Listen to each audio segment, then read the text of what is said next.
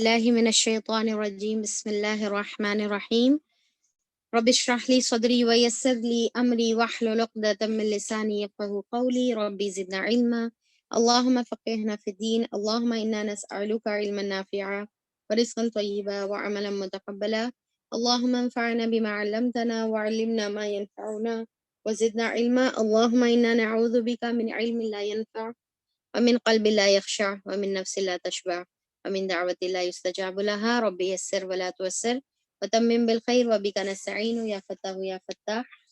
اللهم لا سهل إلا ما جعلته سهلا وأنت تجعل الحزن إذا شئت سهلا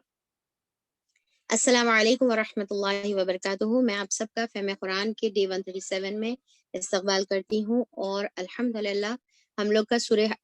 حامیم السجدہ شروع ہو گیا تھا کل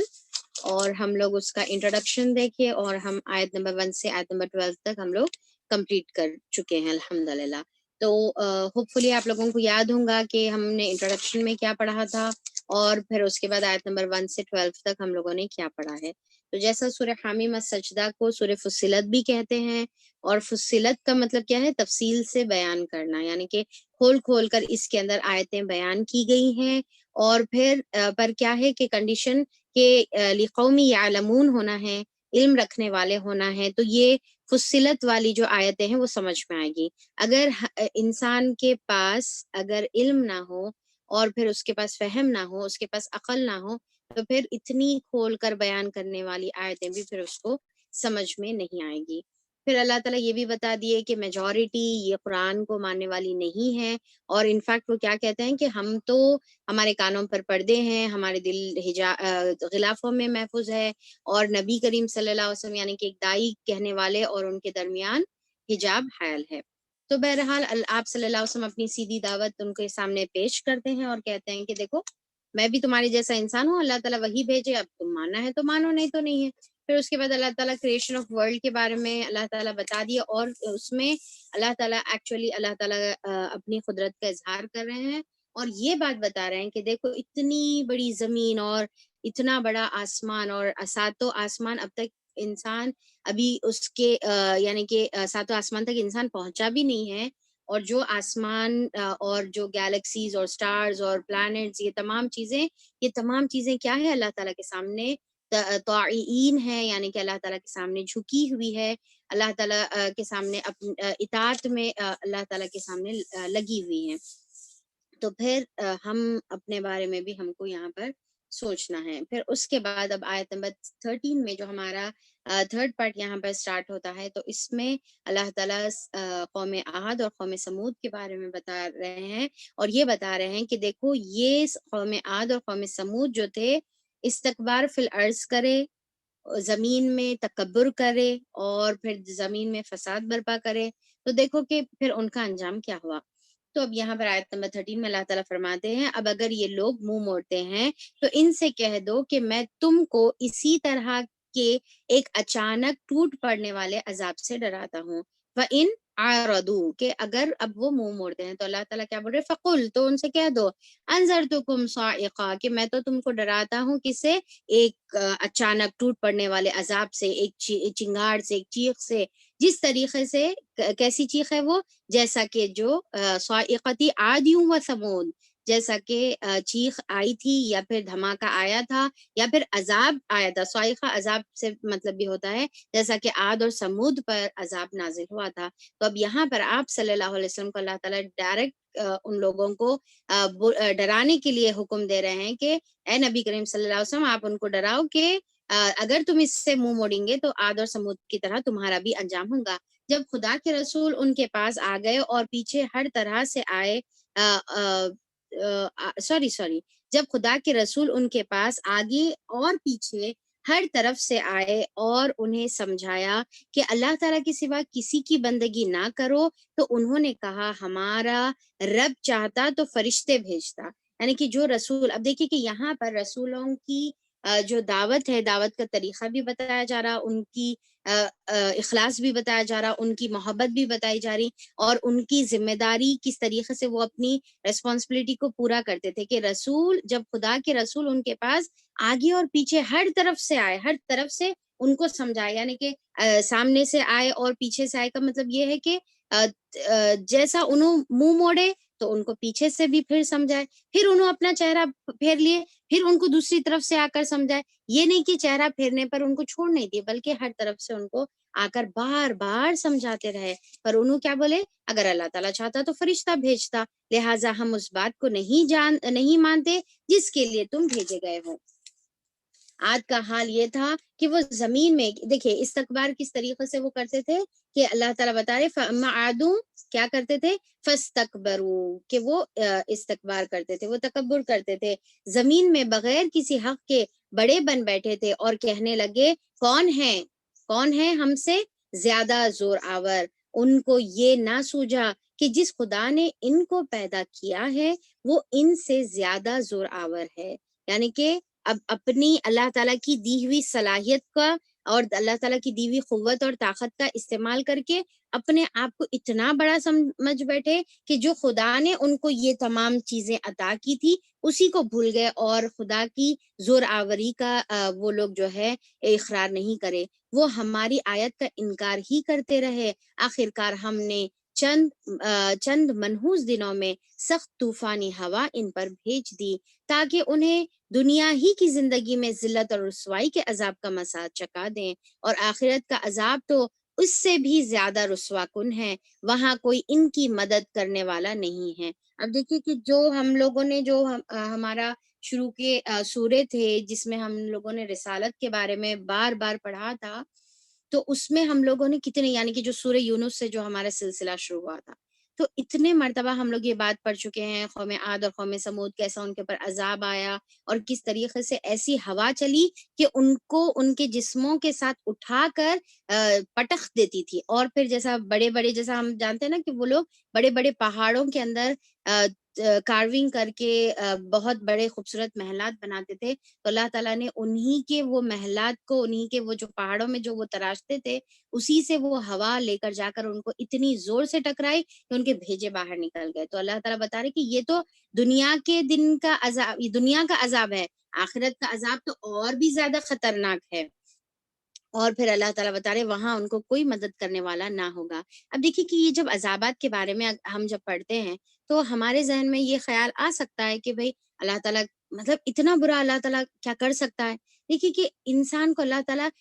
فوری سے پکڑ لیتا نہیں، فوری سے اللہ تعالیٰ سزا نہیں دیتا، بہت زیادہ اللہ تعالیٰ ڈھیل دیتا ہے، بار بار ریمائنڈر بھیجتا ہے، بار بار طریقے سے سمجھاتا ہے، ہر طریقے سے سمجھانے کے بعد. اور پھر دیکھیے کہ یہ جو قوم ہے، جب قوم کے پاس نبی ان کے ساتھ موجود ہوتا ہے اور نبی ہونے کے باوجود بھی جب وہ نہیں مانتی ہے وہ قوم، تو پھر اس کے بعد آنکھوں سے دیکھنے کے بعد نبی کو دیکھنے کے بعد معجزات دیکھنے کے بعد جو نبی سے منہ مانگے جو معجزات ان کو ملتے تھے وہ سارے دیکھنے کے بعد جب نہیں مانتے تھے تو پھر عذاب بھی ان کا اتنا ہی زیادہ سخت ہوتا تھا. تو پھر یہاں پر اللہ تعالیٰ فوری نہیں پکڑتا بلکہ بہت ڈھیل دے کر، دیکھیے کہ نوح علیہ السلام 950 سال دعوت دیتے رہے، یعنی کہ اللہ تعالیٰ 950 سال ان کی قوم کو جو ہے ڈھیل دیتا رہا، اس کے بعد اللہ تعالیٰ نے ان کی پکڑ کی. اور اسی طریقے سے ہر قوم کے ساتھ ایسا ہوتا ہے. آج بھی اللہ تعالیٰ ہمارے اعمال کی بنا پر ہم کو نہیں پکڑتا، ہم کو الگ الگ طریقے سے اللہ تعالیٰ ریمائنڈ کرتے ہیں، ہم کو بیماریوں میں مبتلا کر کے، ہم کو آزمائشوں میں مبتلا کر کے، کوئی چیز کی کمی کر کے اللہ تعالیٰ مبتلا کر کے جو ہے ہم کو آزماتے ہیں، اور یہ دیکھنا چاہتے ہیں کہ کیا ہم پلٹتے ہیں اللہ تعالیٰ کی طرف. اگر ہم نہیں پلٹتے اور اپنے ہی تکبر میں اڑے رہتے ہیں تو پھر دنیا کے عذاب میں بھی مبتلا ہوں گے، اور آخرت کا عذاب تو اور بھی زیادہ خطرناک ہے، اور وہاں پر کوئی مدد کرنے والا بھی نہ ہوگا. رہے سمود تو ان کے سامنے ہم نے راہ راست پیش کی، مگر انہوں نے راستہ دیکھنے کے بجائے اندھا بنا رہنا پسند کیا. اب دیکھیے کہ اللہ تعالیٰ کلیئر سائنس دے دیے، اس کے باوجود بھی اگر کوئی انسان اپنے لیے گمراہی پسند کرتا ہے اور اندھا بن کر ہی رہنا پسند کرتا ہے تو پھر اللہ تعالیٰ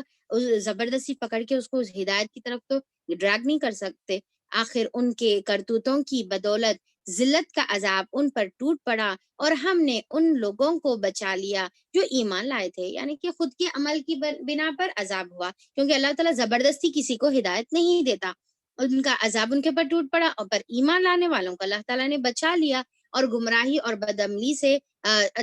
جو ایمان لائے تھے اور گمراہی اور بدعملی سے جو پرہیز کرتے تھے ان کو اللہ تعالیٰ نے بچا لیا. اور ذرا اس وقت کا خیال کرو اب دوسرا ہمارا فورتھ پارٹ سٹارٹ ہو رہا، اور ذرا اس وقت کا خیال کرو جب اللہ تعالیٰ کے یہ دشمن دوزخ کی طرف جانے کے لیے گھیر لائے جائیں گے، ان کے اگلوں کو پچھلوں کے آنے تک روک رکھا جائے گا، پھر جب سب وہاں پہنچ جائیں گے تو ان کے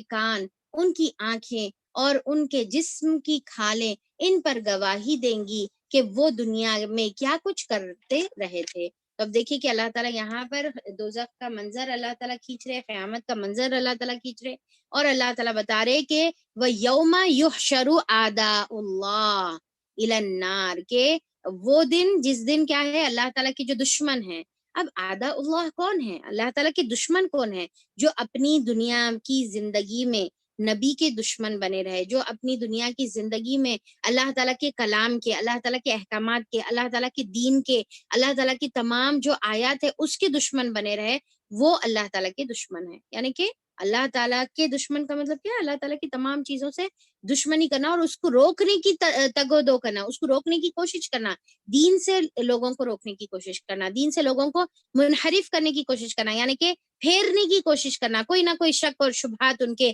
دماغ میں، دلوں میں ان کے ڈال کر ان کو دین سے جو ہے منحرف کرنے کی جو کوشش کرتے ہیں، وہ اللہ تعالیٰ کے دشمن ہیں۔ اور ایسے لوگوں کے لیے اللہ تعالیٰ بتا رہے کہ ذرا اس وقت کا، اس دن کا، اس لمحے، اس گھڑی کا خیال کرو، امیجن کرو جب اللہ تعالیٰ کی جو دشمن ہیں، اللہ تعالیٰ کے یہ دشمن اللہ تعالیٰ کے دوزخ کی طرف کھینچ کر لے جائیں گے، الی النار، اللہ تعالیٰ بتا رہے کہ ان کو دوزخ کے آگ کی طرف کھینچ کر لے کر جایا جائے گا، اور پھر کیا ہے کہ ان کے اگلوں اور پچھلوں کے آنے تک روک رکھا جائے گا۔ پھر اس کے بعد کیا رہیں گا کہ ساروں کو ایک ساتھ ملا کر، جس طریقے سے دنیا میں مل کر جو ہے پورے بدماشی اور پلاننگ کرتے تھے، تو اللہ تعالیٰ سب کو ملا کر جہنم میں ڈالے گا، اور پھر وہاں پر کیا حال ہوگا کہ وہ انسان اللہ تعالیٰ کے سامنے جب کھڑا ہوگا تو اپنے اعمال کو قبول نہیں کرنا چاہے گا، وہ بولے گا کہ اللہ تعالیٰ میں تو یہ کیا بھی کر کے آئیچ نہیں، میں تو نہیں کرا اللہ تعالیٰ، تو وہ اپنے ہی خود کے اعمال کا انکار کرے گا۔ تو پھر اللہ تعالیٰ وہاں پر یہ نقشہ کھینچ رہے ہیں کہ جب انہیں اپنے اعمال کا انکار کرے گا تو اس کے خود اعضا گواہی دیں گے۔ ایک حدیث میں آتا ہے کہ حضرت انس بن مالک رضی اللہ عنہ سے روایت ہے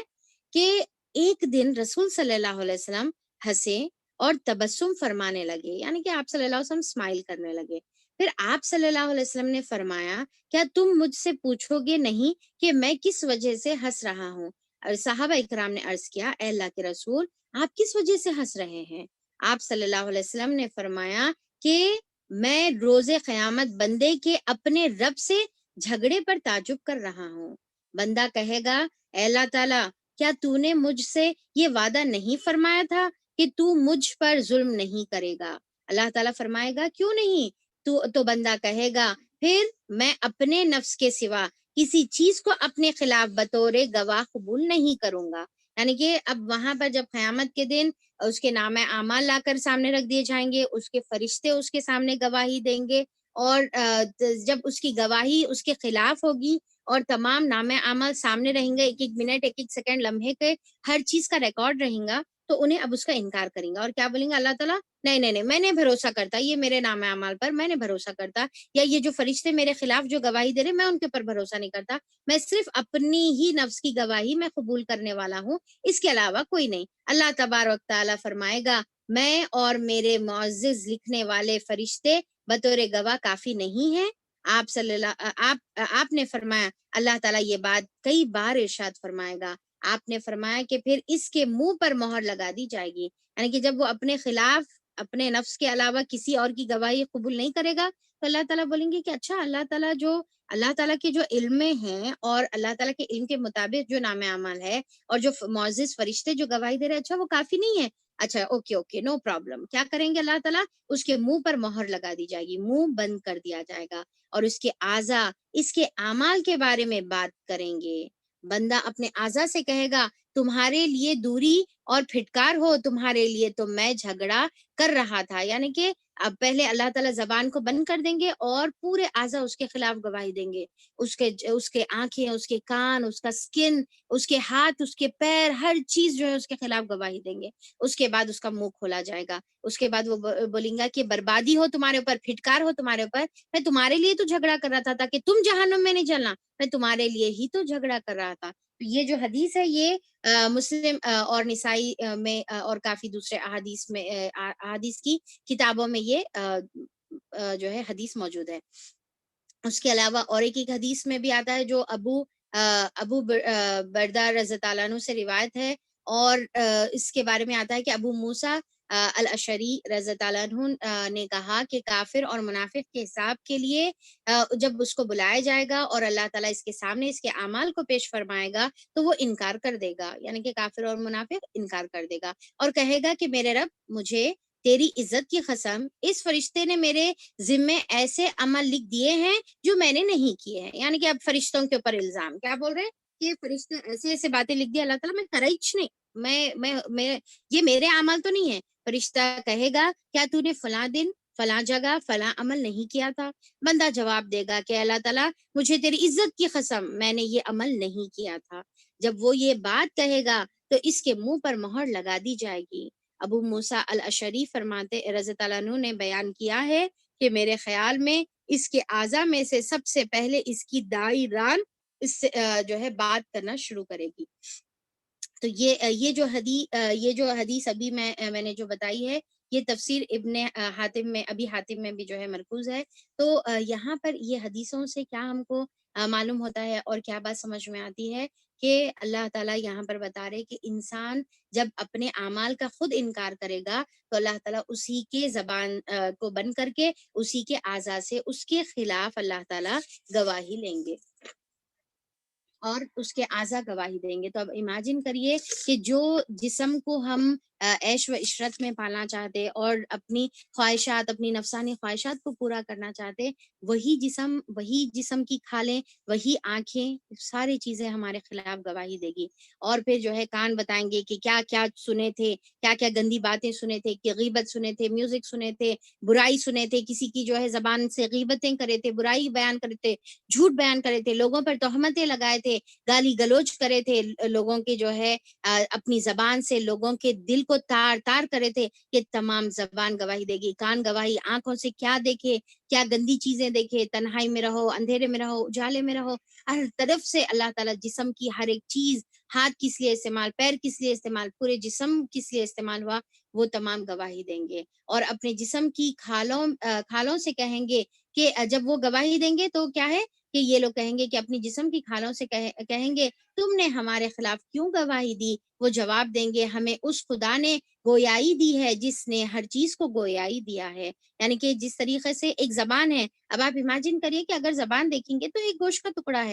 اور اللہ تعالیٰ اس کو کس طریقے سے اللہ تعالیٰ نے سسٹم رکھا ہے، کس طریقے سے اس کے ذریعے سے ہم بات کرتے ہیں. تو اسی طریقے سے اللہ تعالیٰ اس پر بھی قادر ہے کہ جس کو چاہے گویائی دے، جس کو چاہے بات کرنے کی صلاحیت دے. اسی نے تم کو پہلی مرتبہ پیدا کیا تھا اور اب اسی کی طرف تم واپس لائے جا رہے ہو. تم دنیا میں جرائم کرتے وقت جب چھپتے تھے تو تمہیں یہ خیال نہ تھا کہ کبھی تمہارے اپنے کان اور تمہاری آنکھیں، تمہارے جسم کی کھالیں تم پر گواہی دیں گی، بلکہ تم نے تو یہ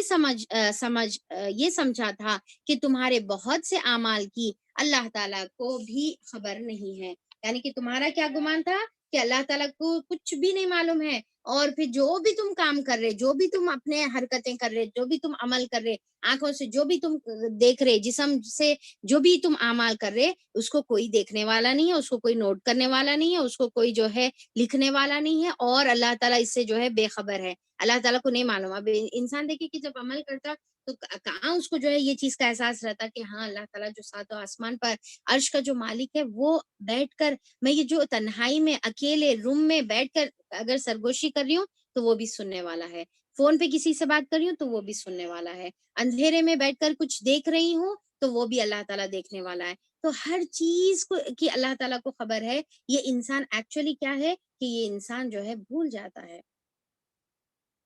اس کے بعد اللہ تعالیٰ یہاں پر فرماتے ہیں تمہارا یہی گمان جو تم نے اپنے رب کے ساتھ کیا تھا تمہیں لے ڈوبا، یعنی کہ جو تم سمجھ رہے تھے کہ اللہ تعالیٰ نہیں جانتا، اللہ تعالیٰ کو نہیں معلوم ہے اور اللہ تعالیٰ بے خبر ہے تمہارے ہر عمل سے، تو یہی تمہارا ایٹیٹیوڈ تم کو لے ڈوبا. کیونکہ اگر تم دنیا کی زندگی میں یہ سمجھتے تھے، یہ اگر تصور کرتے ہوئے زندگی گزارتے تھے کہ میرا ہر ایک عمل لکھا جا رہا، میرا ہر ایک عمل کا علم اللہ تعالیٰ کو ہے، ہر چیز نوٹ ڈاؤن ہو رہی ہے، ہر چیز کا قیامت میں سوال ہوگا، ایک ایک بات اللہ تعالیٰ قیامت کے دن پوچھے گا، اگر یہ احساس تمہارے کو اگر دنیا میں رہتا تھا تو پھر آج تمہارا یہ وہ احساس آج تم کو بچا لے سکتا تھا، آج تم کو نجات دلا سکتا تھا. تو دیکھیے کہ ہمارے کو زندگی بس اسی طریقے سے گزارنا ہے. ہمارے کو ہر عمل سے پہلے، ہر چیز سے پہلے، ہر سوچ سے پہلے، ہر دل کے خیال سے پہلے یہ تصور لانا ہے کہ اللہ تعالیٰ یہ تمام چیزیں دیکھ رہا. بعض وقت ہم کیا کرتے، کچھ غلط بیانی کر دیتے، یہاں کی بات وہاں لگا دیتے، اس کو اندر جو ہے تھوڑا مرچی مسالہ ایڈ کر کے لگا دیتے، ٹھیک ہے، اور پھر کیا ہے کسی کے اوپر جھوٹ بات بول دیتے، کسی کے اوپر بہتان لگا دیتے، اور پھر کسی کے حقوق مارتے اور عبادتوں میں کمی، اور پھر تنہائی میں گناہ، اور سمجھتے کوئی نہیں. بلکہ ہم کو کیا ہے کہ یہ ایٹیٹیوڈ کے ساتھ زندگی گزارنا ہے کہ میرا ہر عمل دیکھا جا رہا، ہر عمل نوٹ ڈاؤن ہو رہا، تو میرے کو اس کے حساب سے زندگی گزارنے کا ہے. تو اگر ہم یہ تصور سے کریں گے تو آخرت میں اللہ تعالیٰ بتا رہے کہ آخرت کے خسارے سے ہم بچ جائیں گے. اللہ تمہیں لے ڈوبا اور اسی کی بدولت تم خسارے میں پڑ گئے. دیکھیے خسارے کا ریزن کیا ہے، یہ ایٹیٹیوڈ رکھنا کہ اللہ تعالیٰ ہمارے کوئی بھی اعمال سے واقف نہیں ہے، یہ چیز خسارے کا ریزن بنتا ہے. اس حالت میں وہ صبر کریں یا نہ کریں، آگ ہی ان کا ٹھکانہ ہوگی. یعنی کہ آگ میں جب ڈال کے پھینک دیا جائے گا اور اس میں جو ہے وہ خود شعلہ اور ایندھن بنیں گے، اب اس کے بعد انہوں صبر کرو یا نہیں کرو، ان کا جو ہے کوئی فرق نہیں ہے، ایک ہی ہے. اور اگر رجوع کا موقع چاہیں گے تو کوئی موقع نہیں انہیں نہ دیا جائے گا. یعنی کہ اللہ تعالیٰ کی طرف اب بول رہے اللہ تعالیٰ ایک موقع دیجئے، پلٹ جاتے ہم، توبہ کرتے اللہ تعالیٰ، اور پھر اللہ تعالیٰ تیری اطاعت اور فرما برداری میں زندگی گزارتے، احساس کے ساتھ زندگی گزارتے. اللہ تعالیٰ کہ آپ ہم کو دیکھ رہے، ہر اعمال نوٹ کر رہے، اللہ تعالیٰ ہم احساس کے ساتھ زندگی گزارتے. نہیں، اب کوئی موقع نہیں ہے. ہم نے ان پر ایسے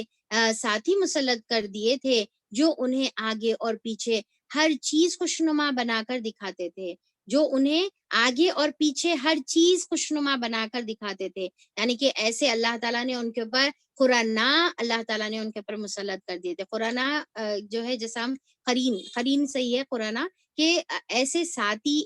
کو کہتے ہیں قرانا جو مسلسل ایک ساتھ رہتے ہیں، ہم سوچ رہتے ہیں. تو اللہ تعالیٰ بتا رہے ایک تو مطلب یہ ہے کہ شیاطین ان کے ساتھ ہوتے ہیں جو مسلسل ان کو بہکاتے ہیں، یا پھر کچھ انسانوں میں سے بھی ایسے دوست ہوتے ہیں، ایسے ساتھی ہوتے ہیں، ایسے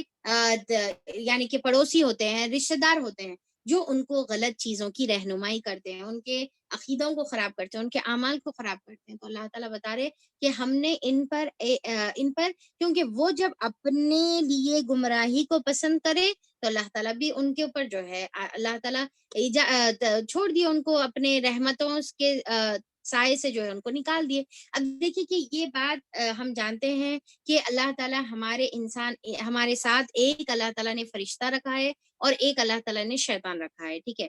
جو ہمارا ہمذات ہوتا ہے، جو ہمیشہ ہمارے ساتھ ہوتا ہے. تو یہ ایک فرشتہ بھی ہوتا ہے اور ایک جو ہے شیطان بھی ہوتا ہے. فرشتہ ہماری کیا کرتا ہے کہ مدد کرتا ہے ہمارے نیکی کے کام میں، نیکی کے کاموں کی ترغیب دلاتا ہے، جس کو ہم یہ بھی کہہ سکتے ہیں کہ ہمارا ضمیر اور ہمارا نفس، ٹھیک ہے، ہمارا جیسا ضمیر ہے نیکی کی طرف اکساتا ہے، نیکی کی طرف ابھارتے رہتا ہے، اور پھر نیکی نہیں کرنے پر ملامت کرتے رہتا ہے، جیسا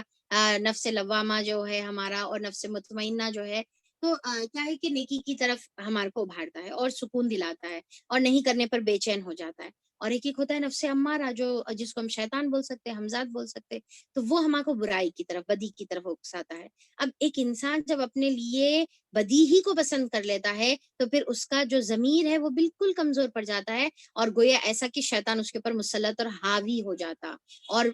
جس طریقے سے ہے نا کہ جیسا جو ہمارے جو اسلاف ہے انہوں نے اس کو بہت ہی خوبصورتی سے جو ہے بات سمجھائی کہ جس طریقے سے اگر ایک انسان کے پاس 2 بھیڑ ہے اور 2 یعنی کہ 2 جانور آپ امیجن کریے، ایک جانور کو انہیں بہت زیادہ کھلا رہا اور ایک جانور کو نہیں کھلا رہا، تو پھر آپ سوچیے کہ وہ جو جس کو نہیں کھلا رہا اس کے پاس کوئی جان رہے گی؟ بالکل مریل سا، چل بھی نہیں سکے گا 4 قدم، اور جس کو بہت کھلا رہا ہے تو پھر وہ تو بھاگے گا، دوڑے گا، اور انفیکٹ اتنا زیادہ، جیسا بعض وقت دیکھتے ہیں نا کہ کوئی لوگ جو ہے نا جیسا کتوں کو باہر سیر کے لیے نکالتے ہیں، لے کر نکلتے ہیں، تو پھر اتنے ہیوج اور ہیوی بعض جو ہے ڈاگز ہوتے ہیں کہ وہ جب بھاگتے ہیں تو ان کے پیچھے ان کا جو اونر ہوتا ہے، ان کا جو مالک ہوتا ہے، وہ مالک کو بے اختیار وہ کتے کے ساتھ بھاگنا پڑتا ہے، کیونکہ اس کی جو ڈور اس کے ہاتھ میں رہتی وہ اس کو لیڈ کرتا ہے، ٹھیک ہے؟ تو اگر وہ بہت زیادہ موٹا اور تازہ اگر ہے، یا گھوڑا بھی اگر اس طریقے سے اگر ہم لے لیں گے، یا کوئی بھی جانور، تو یہاں پر ہم ایک ہے یہ جو 2 بھیڑیے کی جو اگزامپل ہے، یعنی کہ ایک ہمارا ضمیر ہے اور ایک ہمارا نفس ہے، ہم کو یہ دیکھنا ہے کہ ہم کس کو زیادہ فیڈ کر رہے ہیں۔ جتنا ہم اپنے نفس کو فیڈ کرتے جائیں گے نا، انہیں ڈیمانڈ کرا ہم فیڈ کر رہے، ڈیمانڈ کرا ہم فیڈ کر رہے، اس کے بعد حال یہ ہو جاتا کہ پھر وہ اتنا زیادہ اسٹرانگ ہوتا کہ پھر ہمارے فیڈنگ کی وجہ سے وہ پھر ہم کو لیڈ کرنا شروع کرتا، پھر انہیں جیسا جیسا بولتا ہم اس کے غلام بن جاتے۔ اور اسی کے برعکس اگر ہم اپنے ضمیر کو غذا دیتے جائیں گے نیکی کے ذریعے سے، قرآن کے ذریعے سے، عبادات کے ذریعے سے، تو اس سے کیا ہوگا کہ پھر وہ حاوی ہو جائے گا، اور پھر کیا ہے جو ہمارا نفس ہے وہ کمزور ہو جائے گا، یعنی کہ پھر اب اس کی سکت باقی نہیں رہے گی، اس کی جو ہے ہمت باقی نہیں رہے گی کہ وہ پھر ہم کو گمراہ کرے۔ تو یہاں پر جب ایک انسان اپنے ضمیر کو مار دیتا ہے تو پھر اس کے اوپر اللہ تعالیٰ شیاطین کو اللہ تعالیٰ مسلط کر دیتے ہیں۔ تو اب اس سے غلط مطلب یہ نہیں نکالنا ہے کہ اللہ تعالیٰ شیطان کو مسلط کر دیا، اب ہماری کیا غلطی ہے، نہیں، آپ اپنے لیے وہ چیز کو پسند کریں، اسی لیے وہ حاوی ہو گیا آپ کے اوپر، ورنہ ہر ایک انسان کے ساتھ وہ ہوتا ہے۔ جیسا آپ صلی اللہ علیہ وسلم کے ساتھ بھی جو ہے جب پوچھا گیا تو آپ صلی اللہ علیہ وسلم بولے کہ ہاں میرے ساتھ بھی میرا ہمذات ہے، پر میں نے اس کو مسلمان کر دیا۔ کیا مطلب ہے مسلمان کر دیا؟ یعنی کہ اس کو مطیع اور فرما بردار کر دیا، اللہ تعالیٰ کے سامنے اس کو بھی جھکا دیا، یعنی کہ اپنے نفس کو اللہ تعالیٰ کے سامنے جھکا دینے کا مطلب یہ نکلتا ہے۔ تو پیچھے اور پھر کیا ہے کہ وہ آگے اور پیچھے ہر طرف سے چیزوں کو کیا کرتا ہے، خوشنما کر کے دکھاتا ہے، یعنی کہ آگے اور پیچھے کا مطلب کیا ہے کہ جو بھی ہمارے پریزنٹ ہے اور جو بھی پاسٹ ہے، بعض وقت کوئی گناہ ہو جاتے، پچھتاوا ہوتا کوتاہی پر، تو پھر وہ کہتا ارے کیا بڑی بات ہے، سب لوگ کر رہے تم کرے تو کیا بڑی بات ہے، سب آج کل کا یہ ٹرینڈ بنا ہوا ہے، آج کل کا یہ فیشن ہے، یا آج کل کا جو ہے یہ طریقہ ہے، کوئی بڑی بات نہیں ہے، سب ایسے ہی کرتے ہیں، تو لہٰذا تم کو فکر کرنے کی ضرورت نہیں ہے۔ جیسا اس کا یعنی کہ ضمیر جاگنے کی کوشش کرتا تو وہ تھپک تھپک کر جو ہے اس کو سلا دیتا، یا پھر تھپک کر نہیں بلکہ انفیکٹ اپنے پیروں کے نیچے جو ہے اس کو مسل دیتا اور ختم کر دیتا۔ تو یہاں پر شیطان اتنا مسلط ہو جاتا، آخرکار ان پر بھی وہی فیصلہ عذاب چسپاں ہو کر رہا جو ان سے پہلے گزرے ہوئے جنوں اور انسانوں کے گروہوں پر چسپاں ہو چکا تھا۔ اب دیکھیں کہ یہاں پر اللہ تعالیٰ بتا رہے کہ جنوں پر اور انسانوں پر، یعنی کہ 2 الگ الگ کیٹیگریز اللہ تعالیٰ بتائے، اور دونوں کے اوپر عذاب آیا، یعنی کہ جنوں پر بھی جو اللہ تعالیٰ کی اطاعت نہیں کرے ان پر بھی عذاب، اور انسانوں پر بھی جو ہے اللہ تعالیٰ کی طرف سے عذاب آیا، اور پھر یقیناً وہ خسارے میں رہ جانے والے تھے۔ یہ منکرین حق کہتے ہیں اس قرآن کو ہرگز نہ سنو، اور جب یہ سنایا جائے تو اس میں خلل ڈالو، شاید کہ اس طرح تم غالب آ جاؤ۔ اب یہاں پر دیکھیے کہ اللہ اکبر کتنی خطرناک آیت ہے، دیکھیے آیت نمبر 26، اس میں کیا بتایا جا رہا، اور یہ منکرین حق جو حق کا انکار کرنے والے ہیں، جو کافر ہیں، ٹھیک ہے، وقال الذین کفروا لا تسمعوا، کہ مت سنو یہ قرآن کو، پہلی چیز لہذا القرآن، ٹھیک ہے، یہ قرآن کو مت سنو، اور پھر کیا کرنا ہے، والغوا فیہ، اور اس کے اندر جو ہے یعنی کہ خلل ڈالو، لعلکم تغلبون، تاکہ تم جو ہے غالب رہو۔ تو یہ طریقہ تھا کس کا، ایک کافر کا، جو ہے مشرکین مکہ میں جو کافر تھے، جو مشرکین مکہ تھے، جو کافر تھے، ان لوگوں کا یہ طریقہ تھا کہ وہ لوگ جیسا پہلے یہ ایک تو جو ہے ہم لوگ یہ آیت کو پرٹیکولر بیک گراؤنڈ میں ہم لوگ دیکھیں گے، پھر اس کے بعد پھر اس کو جنرلائز کریں گے ہم لوگ۔ تو اگر ہم دیکھیں گے کہ یہ بیک گراؤنڈ کے حساب سے آپ صلی اللہ علیہ وسلم کی سیرت کے اگر ہم پنوں کو پلٹا کر دیکھیں گے تو اس میں آتا ہے کہ مشرکین مکہ ہر طریقے سے قرآن کو اور قرآن کی دعوت کو روکنے لگے۔ اب دیکھیے کہ پریویسلی میں جیسا بتایا نا، اعداء اللہ، یعنی کہ اللہ تعالیٰ کے دشمن، تو جو دین کو روکتے ہیں، جو اللہ تعالیٰ کے دشمن، اللہ کے کلام کے دشمن، اللہ کے نبی کے دشمن، اللہ کی تعلیمات کے دشمن اور اللہ تعالیٰ کے دین کے دشمن، تو یہ جو کافر ہے ہر طریقے سے کیا کرے، روکنے کی کوشش کرے، پہلے مذاق اڑائے، پہلے جو ہے سمجھائے، کبھی جا کر سمجھا رہے، کبھی دھمکا رہے، کبھی پھر مذاق اڑا رہے، استہزاء کر رہے اور لیٹ ڈاؤن کر رہے، اور تمام یعنی کہ ان لوگوں کو جو ہے ایک الگ جو ہے محصور کر دے رہے. تو یہ ہر طریقے سے، پھر اس کے بعد دھمکانا شروع کرے، پھر اس کے بعد مارنا شروع کرے، پھر اس کے علاوہ کیا ہے کہ یہ ڈیسائیڈ کرے کہ جب نبی کریم صلی اللہ علیہ وسلم قرآن بتائیں گے، قرآن کی آیتیں سنائیں گے تو کیا کریں گے اپن، ایک تو اپنے کو سننا نہیں ہے، ٹھیک ہے، یہ ڈیسائیڈ کرے کہ ایک تو اپنے کو سننا نہیں ہے، اور دوسرا کیا ہے کہ نہ سننا ہے نہ سننے دینا. کیا ہے؟ نہ سننا ہے نہ سننے دینا ہے. جب قرآن پڑھا جائے تو کیا کرنا ہے، وَالْغَوْ فِيهِ، یعنی کہ اس کے اندر جو ہے شغل کرو، اس کے اندر سیٹیاں بجاؤ، اس کے اندر باتیں کرو، اس کے اندر تھالیاں بجاؤ، اور پھر کیا ہے کہ لوگوں کو وہاں سے ڈائیورٹ کرو. اور پھر جس طریقے سے نظر بن حارث کے بارے میں بھی آتا ہے نا کہ وہ خاص جو ہے جا کر ایسی ایسی کہانیاں اور ایسی عورتوں کو جمع کر کر لایا دوسرے مقام سے، جو آ کر یہاں پر جو ہے لمبی لمبی کہانیاں، جیسا ایک کہانی ہوتی ہے نا، پھر اس کے بعد دوسری کہانی، پھر اس کے بعد دوسری کہانی، پھر کنٹینیوشن، ٹھیک ہے، تو جیسا سیریلز ہوتا ہے رائٹ، تو ایک کے بعد دوسری، ایک کے بعد دوسری، تو ایسے سسپینس جو ہے پوائنٹ پہ روک دینا کہ انسان پھر بے چین ہونا کہ اچھا پھر نیکسٹ کیا ہوا تھا. تو اس طریقے سے جو ہے شغل کی کہانیاں، اور پھر عورتیں لے کر آیا جو ناچ اور گانا کرتی تھی، اور پھر کیا ہے لوگوں کو شراب پی کر جو پلا کر ان کو قرآن سے ڈائیورٹ کرتی تھی. تو جیسا آپ صلی اللہ علیہ وسلم مسجد حرام کے پاس آتے تھے اور قرآن پڑھنا شروع کرتے تھے، یا لوگوں کو دین کی دعوت دیتے تھے، یا لوگوں کو جو ہے اپنی طرف جمع کرتے تھے، یا دارالارقم میں جمع کرتے تھے، تو یہ کیا ہے، یہ لوگ کی یعنی کہ جو یعنی کہ پلان ان لوگوں کا اس طریقے سے تھا، یا ان لوگوں کی چال اس طریقے سے تھی کہ لوگوں کو قرآن سے روکنا ہے، نہ سننا ہے نہ ان کو سننے دینے کا ہے، اور ایسے شغل میں ان کو مبتلا کرنا ہے، ایسے ان کو چیزوں میں مبتلا کرنا ہے جو بیکار کی ہو. ٹھیک ہے، غوف ایکچولی کیا ہے، بیکار کی باتوں کو کہتے ہیں، یعنی کہ جس کے اندر کوئی سینس نہیں ہے. تو بہرحال کچھ تو بھی کرو، بیکار کی باتوں میں جو ہے بیکار کی باتیں کرو اور خلل ڈالو اور ان کو اس سے روکو. دیکھیے کہ وہ زمانے میں یہ کام ہوتا تھا، ٹھیک ہے، لوگوں کو روکنے کی کوشش کی جاتی تھی، قرآن کے سیکھنے اور سکھانے کو روکا جاتا تھا. تو وہ زمانے میں تھا، تو جو آج تک پھر باقی ہے،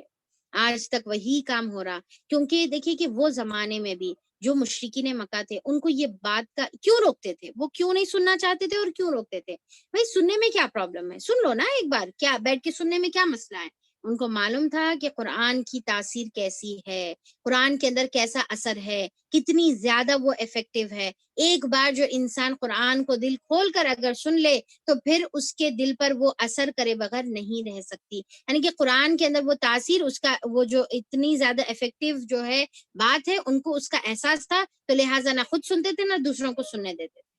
کیونکہ اب جیسا ہم لوگ بیک گراؤنڈ میں پڑھے تھے نا، عتبہ بن ربیہ، کیا ہوا عتبہ بن ربیہ جب انہیں سورہ حامیم السجدہ کی جب آیت تلاوت آپ صلی اللہ علیہ وسلم کرتے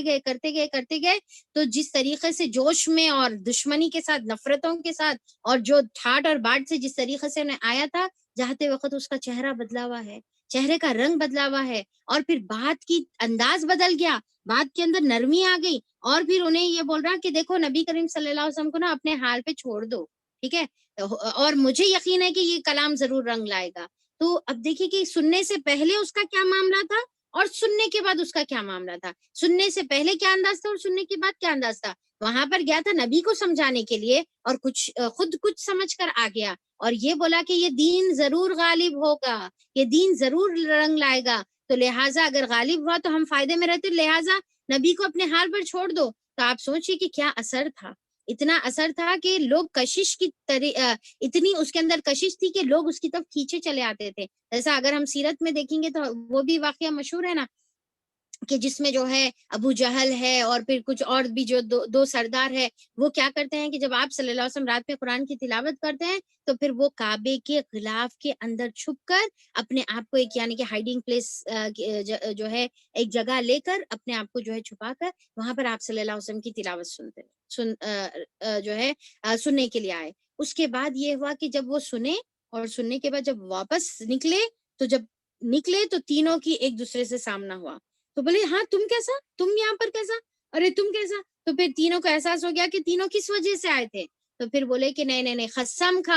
قسم کھاؤ کہ یہ جو ہے قرآن کو ہم کو جو ہے دوبارہ آ کر کبھی نہیں سننے کا ہے. تو پھر تینوں قسم کھائے اپنے اپنے گھر چلے گئے. اس کے بعد دوسرا دن پھر تینوں یہ سوچ کر آئے کہ شاید انہیں تو پکا نہیں آیا ہوں گا کیونکہ کل قسم کھا لیا تھا, میں اکیلے جا کے سن لیتا ہوں. پھر تینوں سردار وہاں پر موجود جو کٹر دشمن ہے, دن میں آپ صلی اللہ علیہ وسلم سے دشمنی کر رہے اور رات میں آ کر جو ہے قرآن سن رہے, کیونکہ تھی اس کے اندر ایسی کشش. تو وہ پھر آ کر سنتے ہیں. پھر تینوں کی ایک دوسرے سے جب آمنا سامنا ملاقات ہوتی ہے, پھر جو ہے کیا ایک دوسرے سے وعدے اور قول اور قرار لیتے ہیں, اور پھر تیسرے دن بھی سیم اسی طریقے سے ہوتا ہے. تو اس کے بعد پھر بولتے ہیں کہ نہیں نہیں نہیں, اب تو بالکل نہیں کرنے کا ہے, اور جا کر اپنے دیوی دیوتاؤں کے سامنے جو ہے قسم کھا لیتے ہیں, اور اس کے بعد پھر اپنے آپ کو اس سے محروم کر دیتے ہیں. تو دیکھیے کہ اس طریقے سے ایک تو سننا نہیں چاہتے تھے, پر بار بار ان کا دل وہاں پر کھینچے چلے جاتا تھا, بار بار وہ اس کو جو ہے سننا چاہتے تھے, اور پھر اس کا اثر بھی محسوس کرتے تھے. تو لہٰذا ایک دوسرے کو کیا ترغیب دیتے تھے کہ مت سنو, تم مت سنو, تم مت سنو. خود سننا چاہ رہے پر دوسرے کو ترغیب کیا دے رہے کہ مت سنو, کیونکہ اس کا اثر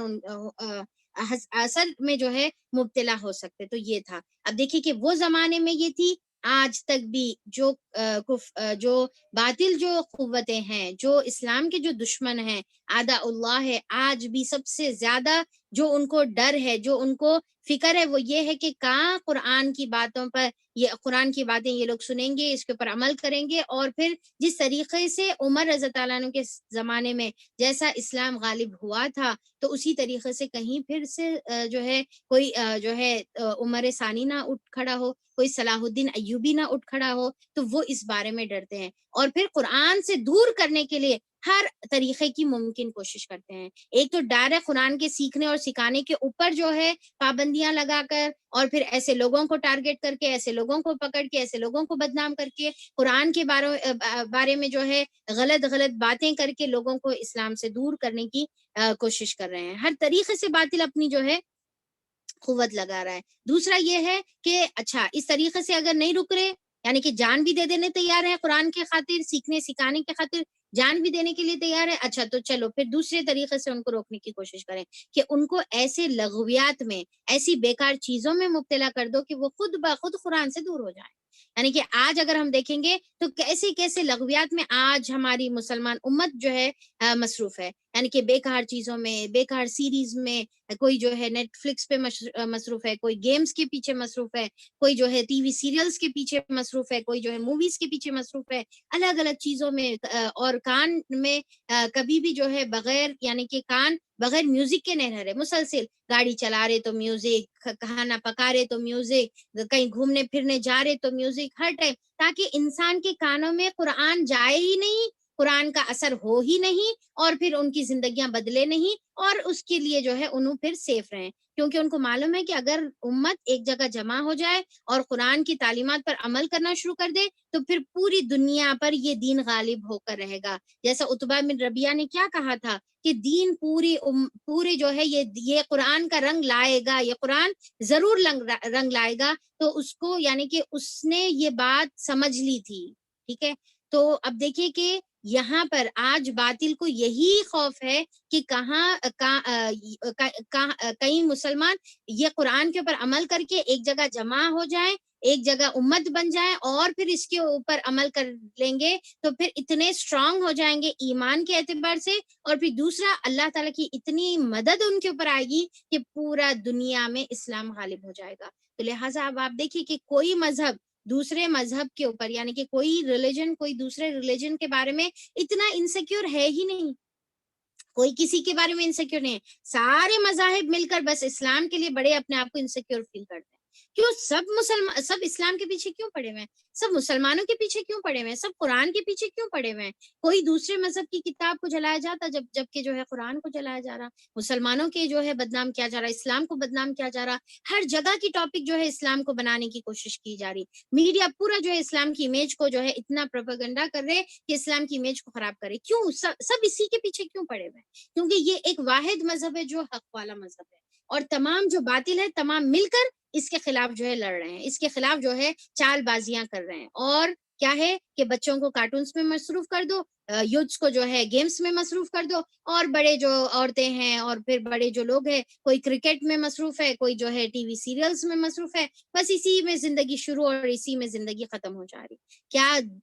کیا طریقے کی چیزیں جو ہے انسان کو ڈسٹریکٹ کرنے کے لیے ہے۔ تو ہم کو یہ تمام جو باطل جو قوتوں کی جو چال بازیاں ہیں اس کو سمجھنا ہے۔ یہ آپ صلی اللہ علیہ وسلم کے زمانے سے چلے آ رہا، ہر زمانے میں تھا اور آج تک یہ چلے آ رہا، اور انفیکٹ عروج پر پہنچتے جا رہا ہے، یعنی کہ ہر دن یہ زیادہ سے زیادہ ہوتے جا رہا مخالفتیں۔ تو اس میں ہم کو کیا کرنا ہے؟ ان کے فلو میں فلو کے ساتھ فلو ہو جانا ہے، کیا ان کے تمام جو سازشیں ہیں اس کا شکار بن جانے کا ہے، اور ان کے جتنے بھی جو ہے منصوبے ہیں اس کو کامیاب کرنے کے لیے اپنی طرف سے پورا کنٹریبیوشن دینا ہے، یا پھر آپ صلی اللہ علیہ وسلم کی تعلیمات اور اللہ تعالیٰ کے وعدوں کو حق سمجھ کر قرآن اور حدیث کو مضبوطی سے پکڑ کر یہ دین جو غالب ہونے والا ہے اس کو غالب کرنے میں کنٹریبیوٹ کرنا ہے۔ ہم کس میں کنٹریبیوٹ کرنا چاہ رہے ہیں؟ ان کی چال بازیوں میں یا اللہ تعالیٰ کے دین کو؟ دیکھیں کہ قرآن کے اندر یہ وعدہ ہے کہ پورے تمام مذاہب پر، پوری دنیا پر یہ دین غالب ہو کر رہے گا، کیونکہ اللہ تعالیٰ نے یہ دین کو غالب ہونے کے لیے ہی بنایا ہے، چاہے کتنا بھی باطل قوتوں کو یہ برا ناگوار گزرے، یہ ہو کر رہنے والا ہے۔ اب آپ اور میں کو یہ فیصلہ کرنا ہے کہ ہم کو کتنا اس کے اندر کنٹریبیوٹ کرنا ہے۔ اور دوسری چیز کہ دیکھیے کہ یہ صفت منکر کی صفت ہے، یہ صفت کافر کی صفت ہے کہ قرآن نہ سنو نہ سننے دو۔ کہیں آپ اور ہم یہ صفت میں مبتلا تو نہیں ہے کہ قرآن نہ سننا چاہتے ہیں، نہ سننا پسند کرتے ہیں، نہ دوسروں کو سننے دیتے ہیں۔ اب دوسروں کو نہیں سننے دینے کا کیا طریقہ ہے؟ ایک تو قرآن، اگر کوئی قرآن پڑھ رہا تو وہ ٹائم پر ہمارا بھی کام ہے کہ ہم خاموش بیٹھیں، ہمارے اوپر بھی فرض ہے کہ ہم خاموش بیٹھیں۔ بھائی کوئی قرآن پڑھ رہا اس کا اہتمام کرے، کوئی نماز پڑھ رہا اس کا اہتمام کرے، کوئی تلاوت کر رہا اس کا اہتمام کرے، اور ہم خاموشی اختیار کریں۔ یہ منکرین اور کافروں کی صفت ہم اپنا رہے کہ ایک انسان جو ہے قرآن پڑھ رہا اور نماز پڑھ رہا یا عبادتوں میں مشغول ہے، اور ہم وہاں پر بیٹھ کر جو ہے زور زور سے باتیں کر رہے، یا کوئی جو ہے اس کو ڈائیورٹ کرنے کی کوئی چیزیں کر رہے۔ تو یہ چیز سے ہمارے کو بہت زیادہ بچنا ہے۔ اور دوسرا یہ ہے کہ نہ قرآن سننا چاہتے ہیں نہ سننے دیتے ہیں۔ اس کا ایک اور ایک مطلب بھی یہ ہے کہ اگر ہمارے پاس اتھارٹی ہے، جیسا ایک شوہر کے پاس اتھارٹی ہوتی ہے، ٹھیک ہے، ایک ماں باپ کے پاس جو ہے اتھارٹی ہوتی ہے، ٹھیک ہے، ایک کوئی بڑے ہونے کے ناطے، کوئی گارڈین ہونے کے ناطے اتھارٹی ہوتی ہے، تو بعض وقت ایسا دیکھا جاتا کئی گھرانے میں کہ شوہر اپنی بیوی کو دین سے روکتا ہے، قرآن سے روکتا ہے، کوئی جو ہے والدین اپنی اولاد کو قرآن سے روکتی ہے،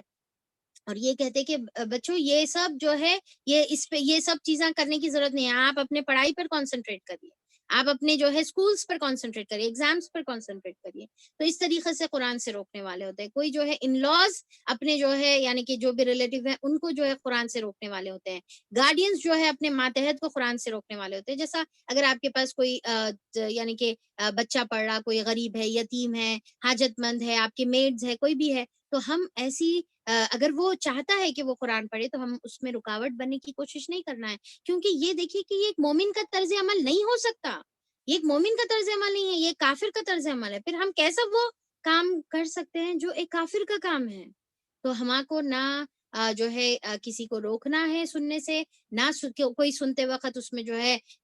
ایسے خلل ڈالنا ہے جس سے وہ انسان اس سے ڈسٹریکٹ ہو جائے۔ پھر اس کے بعد یہ بہت اہم آیت تھی، آیت نمبر 26، اس کے بعد اللہ تعالیٰ فرماتے ہیں ان کافروں کو ہم سخت عذاب کا مزہ چکھائیں گے، یعنی کہ یہ چکا کر رہیں گے، یعنی کہ یہ جو قرآن سے روک رہے، رکاوٹیں ڈال رہے اور اس طریقے سے شغل کر رہے، تو اچھا تو ہم عذاب کا مزہ چکھائیں گے۔ اور جو بدترین حرکات یہ کرتے رہے ہیں، یعنی کہ اللہ تعالیٰ اس کو کیا بول رہے، بدترین حرکات یہ جو کر رہے ہیں ان کا پورا پورا بدلہ انہیں دے دیں گے، یعنی کہ یہ چیز ضائع نہیں ہونے والی ہے، اللہ تعالیٰ ضرور دیں گے۔ اب دیکھیے کہ یہاں پر اگر آیت نمبر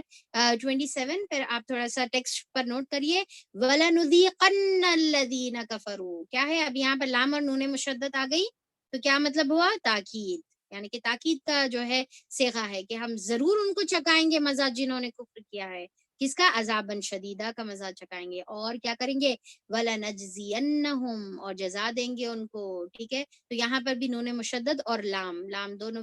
بھی آ گئے، تو یہ بھی جو ہے یعنی کہ اللہ تعالیٰ بتا رہے کہ ضرور بضرور یہ کام ہو کر رہنے والا ہے، ضرور ان کو پورا بدلہ اور عذاب کا مزہ چکائیں گے۔ وہ دوزخ ہے جو اللہ تعالیٰ کے دشمنوں کو بدلے میں ملے گی، اسی میں ہمیشہ ہمیشہ کے لیے ان کا گھر ہوگا. یعنی کہ ہمیشہ کا ٹھکانہ کہاں ہے؟ دار الخلد کہاں ہے ان کا؟ جہنم کی آگ. یہ ہے سزا اس جرم کی، وہ جرم کی کہ وہ ہماری آیت کا انکار کرتے رہے. کیوں یہ سزا؟ ضرور بضرور عذابات میں کیوں مبتلا ہوں گے انہوں، اور کیوں اللہ تعالیٰ جو ہے یہ اعداء اللہ کا ذکر ہے. دیکھیے آیت نمبر 28 میں کیا بول رہے ہیں اللہ تعالیٰ؟ اعداء اللہ کو کیا کریں گے؟ آگ میں ڈالیں گے، اور ان کا ہمیشہ کا دارالخلد رہے گا، ہمیشہ کا ٹھکانہ رہے گا. کیا جرم تھا ان کا؟ جرم یہ تھا کہ انہوں اللہ تعالیٰ کی آیات کا انکار کرنے والے تھے. وہاں یہ کافر کہیں گے اے ہمارے رب ذرا ہمیں دکھا دے ان جنوں اور انسانوں کو جنہوں نے ہمیں گمراہ کیا تھا. اب وہاں پر کیا التجا کریں گے کہ اللہ تعالیٰ کون گمراہ کرے تھے، ہمارے کو ذرا ہمارے کو بتاؤ تو صحیح اللہ تعالیٰ، کس وجہ سے آج ہمارا اتنا برا انجام ہوا. ہم انہیں پاؤں تلے روند ڈالیں گے تاکہ وہ خوب ذلیل اور خوار ہو. یعنی کہ اتنا غصہ آئے گا، اتنا غصہ آئے گا، تو بولیں گے کہ اللہ تعالیٰ جو ہمارے کو آج یہاں پر پہنچنے کا جو سبب بنے نا، اللہ تعالیٰ ان کو آج ذرا بتائیے، آج ان کو ہمارے سامنے لائیے، ہم ان کو نا اپنے پیروں تلے جو ہے رون دیں گے، ان کو جو ہے یعنی کہ ہر طریقے سے ان کو جو ہے عذاب میں مبتلا کریں گے کہ انہوں ہمارے کو اس طریقے سے ہمیشہ کی زندگی ہماری برباد کر دی. تو دیکھیے کہ آج جو دوست اور رشتہ دار اور جو بھی اقارب اور یا پھر اولاد، بعض وقت شوہر بیوی ایک دوسرے کے لیے، بعض وقت والدین اولاد کے لیے یا اولاد والدین کے لیے یہاں پر جو ہے گمراہی کا سبب بنتے ہیں. ٹھیک ہے، ایک تو شیطان ہے جو پیچھے لگا ہوا ہے، وسوسے ڈالے گا، برائی کی طرف اکسائے گا، ایک تو وہ ہے، پھر دوسرا انسان میں بھی تو کئی شیاطین موجود ہوتے نا، انسان بھی جو ہے کئی جو ہے لوگوں کو گمراہ کرنے کا سبب بنتا ہے. یعنی کہ رشتہ داروں کی ہی شکل میں کیوں نہ ہو، دوستوں کی شکل میں کیوں نہ ہو. تو آج تو بڑی محبتیں ہوتی ہیں ان سے، کہ اتنی محبت، اتنی عقیدت، اتنا اندھاپن کہ ان کی محبت میں غلط کاریاں کرتے ہی کرتے چلے جا رہے. اور اللہ تعالیٰ بتا رہے کہ آخرت میں انہوں اتنے غضبناک ہوں گے اپنے ہی ان لوگوں سے جس سے وہ محبت کرتے تھے، تو آخرت میں ان کو پیر کے تلے روندنے کے لیے تیار ہو جائے. اللہ ہماری حفاظت کرے کہ اللہ تعالیٰ نہ ہم کسی کے گمراہی کا سبب بنے، اور نہ ہم کو اللہ تعالیٰ کسی کے ذریعے سے گمراہ کر. ایسے تمام قرین، ایسے تمام دوست جو ہماری آخرت میں بربادی کا سبب بن سکتے ہیں، اللہ تعالیٰ ہم کو ان سے دور کر دے، اور اللہ تعالیٰ اس سے بہتر کمپنی اللہ تعالیٰ ہم کو عطا فرما دے. پھر اس کے بعد آگے ہماری آیت نمبر 30 سے 36، جو بہت ہی، جیسا میں نے شروع میں آپ کو انٹروڈکشن میں بتایا تھا کہ بہت ہی اہم ترین آیت ہے. تو وہ ابھی یہاں پر ہم لوگ شروع کر رہے ہیں.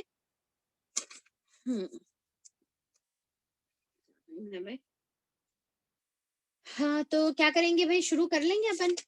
ابھی کتنا ٹائم ہے؟ 10 منٹس ٹائم ہے، تو چلیے کتنا ہوتا ہے کمپلیٹ تو کر لیں گے. بسم اللہ الرحمن الرحیم. تو یہاں پر اللہ تعالیٰ آیت نمبر 30 میں فرماتا ہے اعوذ باللہ من الشیطان الرجیم، بسم اللہ الرحمن الرحیم. ان الذین قالوا ربنا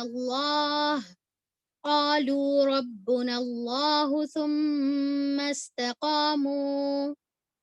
تتنزل عليهم الملائكة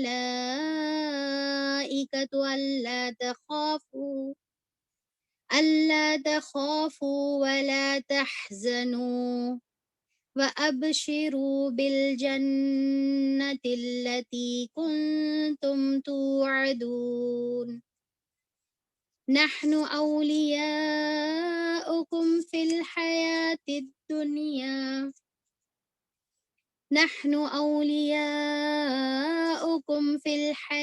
الدنيا وفي الآخرة ولكم فيها ما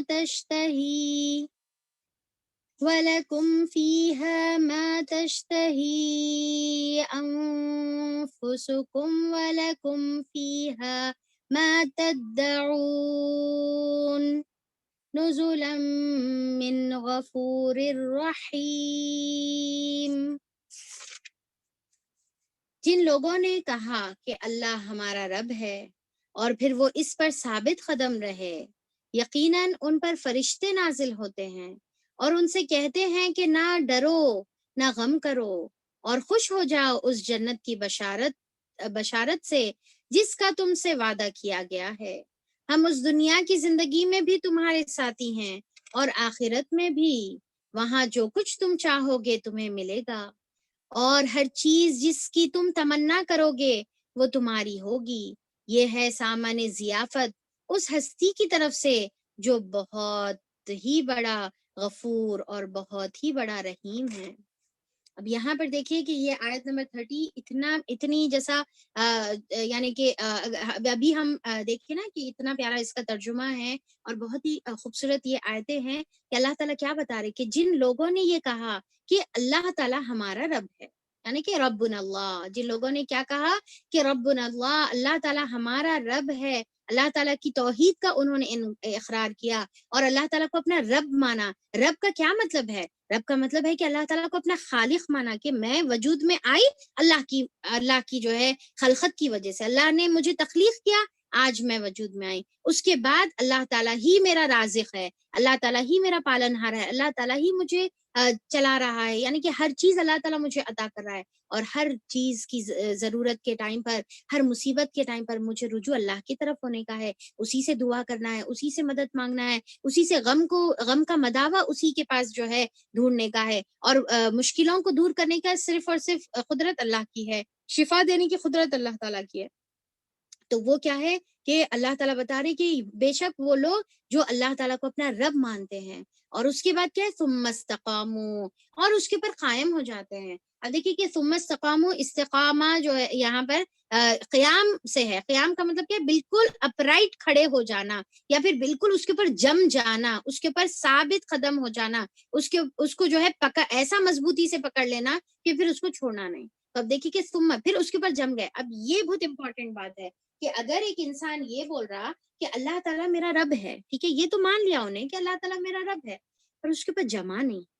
ٹھیک ہے، تو پھر وہ فائدہ مند چیز نہیں ہے۔ یہاں پر کیا بول رہا ہے اللہ تعالیٰ؟ پھر اس کے اوپر جم گیا، یعنی کہ اپنی پوری زندگی اس کے مطابق گزاری، یہاں تک کہ کب تک جمنا ہے؟ اس کی موت تک جم جانا ہے، اس کی موت تک اس کے اوپر قائم رہنا ہے۔ یہ نہیں کہ ڈگمگانا نہیں ہے، کبھی کچھ کر لیے، کبھی کچھ کر لیے، کبھی دین کے اوپر عمل کر لیے، کبھی قرآن کے اوپر عمل کر لیے، کبھی ربنا اللہ تعالیٰ کو بنا لیے، پھر کبھی رب جو ہے اپنے نفس کو بنا لیے، اپنی مرضی چلا لیے، اپنے مطابق جو ہے اپنے خواہشات کے مطابق زندگی گزارے، اس کا کوئی فائدہ نہیں ہے۔ فائدہ کس کا ہے؟ اگر وہ جم گیا اور کبھی نہیں ڈگمگایا، اور ہمیشہ ہمیشہ اس کے اوپر دوام کے ساتھ، استقامت کے ساتھ، تسلسل کے ساتھ، یعنی کہ کنٹینیوٹی کے ساتھ، ہمیشگی کے ساتھ اس کے اوپر جمع رہا، یہاں تک کہ اس کی موت آ گئی، وہ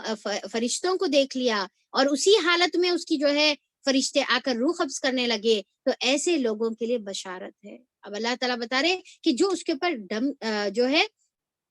استقامو، یعنی کہ اس کے اوپر جم گیا، اور پھر کیا ہے کہ مرے دم تک اسی پر قائم رہا، اور اس کے بارے میں استقامو، یہ جو ثم استقامو ہے، اس کے بارے میں ابو بکر رضی اللہ عنہ سے جب پوچھا گیا کہ اس کے یہ آیت کریمہ ان کے سامنے پڑھا گیا اور پوچھا گیا کہ اس سے مراد کیا ہے، تو ابو بکر رضی اللہ عنہ نے جواب دیا کہ جنہوں نے کسی بھی چیز کو اللہ تعالیٰ کے ساتھ شریک نہ کیا ہو، ایسے لوگ جو ہے ثم استقاموا میں آتے ہیں۔ یعنی کہ ثم استقاموا میں کیا ہے کہ جو اپنی زندگی پوری کی پوری توحید کے مطابق گزارے، اور کبھی اپنی زندگی میں شرک نہیں کرے، توحید پر جم کر رہے۔ اور اس کے علاوہ عمر رضی اللہ عنہ، عثمان رضی اللہ عنہ کے بھی الگ الگ اقوال ملتے ہیں، تو اس میں ان کنکلوژن میں بتا رہا ہوں کہ اس میں کیا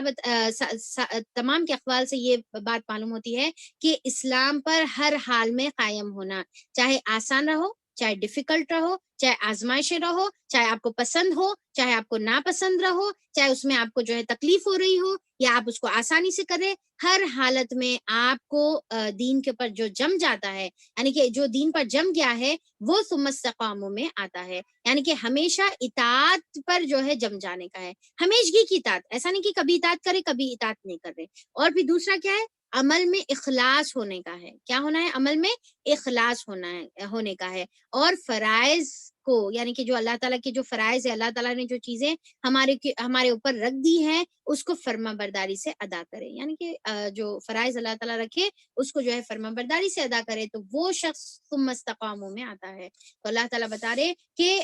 جن لوگوں نے یہ کہا کہ اللہ تعالیٰ ہمارا رب ہے، اور پھر وہ اس کے اوپر ثابت قدم رہے اور اس کے اوپر جم گئے، تو کیا ہوتا ہے؟ یقیناً ان پر فرشتے نازل ہوتے ہیں۔ کب نازل ہوتے ہیں فرشتے؟ ایک تو اس کا مطلب یہ ہے کہ دنیا میں بھی نازل ہوتے ہیں، یعنی کہ زندگی میں نازل ہوتے ہیں۔ زندگی میں فرشتے جو آتے ہیں وہ کیا کرتے ہیں؟ زندگی میں فرشتے ہماری مدد کرتے ہیں، جیسا ابھی پریویس آیت میں ہم لوگ جو دیکھے نا کہ زندگی میں فرشتے ہماری دین کے معاملے میں ہماری مدد کرتے ہیں، دین میں ہمارے لیے آسانی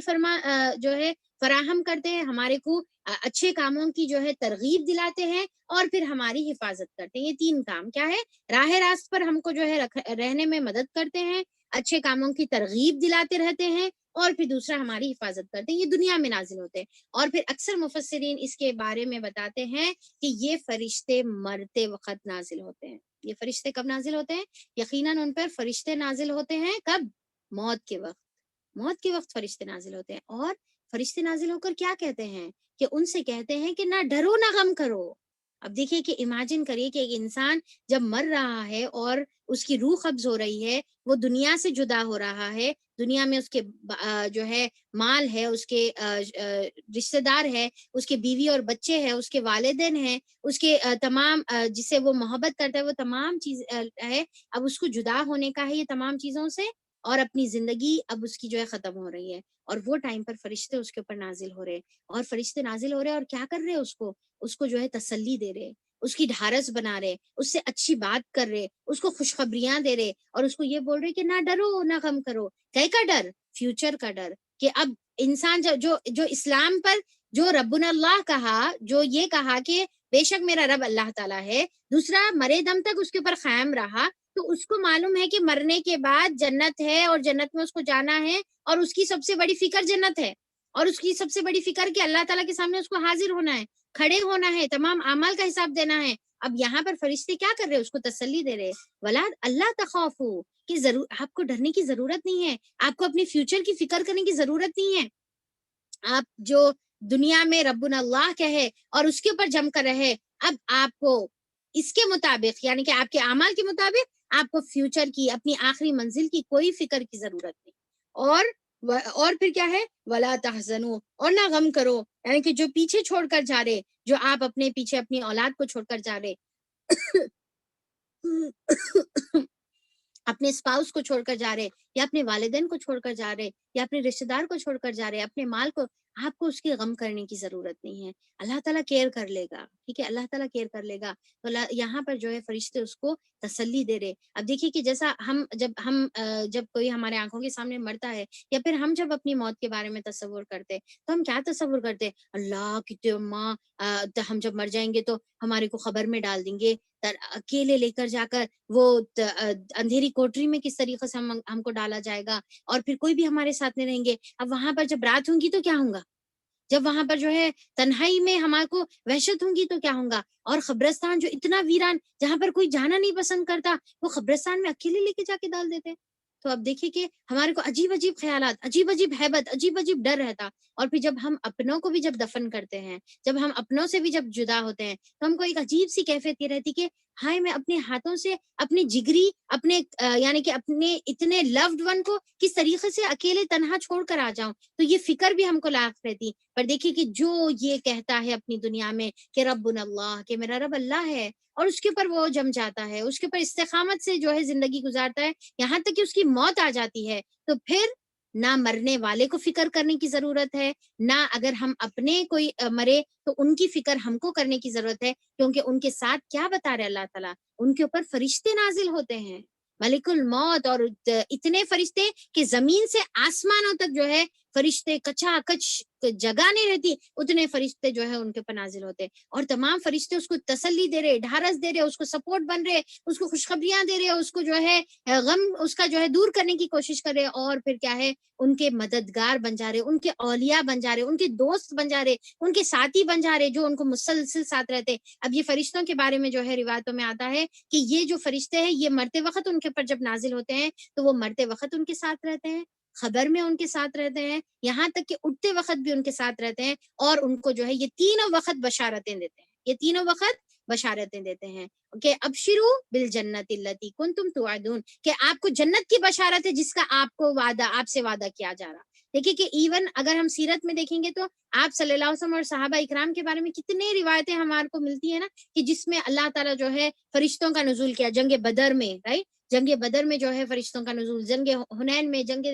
جو ہے اپنا احد میں فرشتوں کا اللہ تعالیٰ نے نزول کیا، اور پھر ان کے ذریعے سے مدد کی، اور اللہ تعالیٰ نے فرشتوں کے ذریعے سے ان کے دلوں پر سکینت نازل فرمائی۔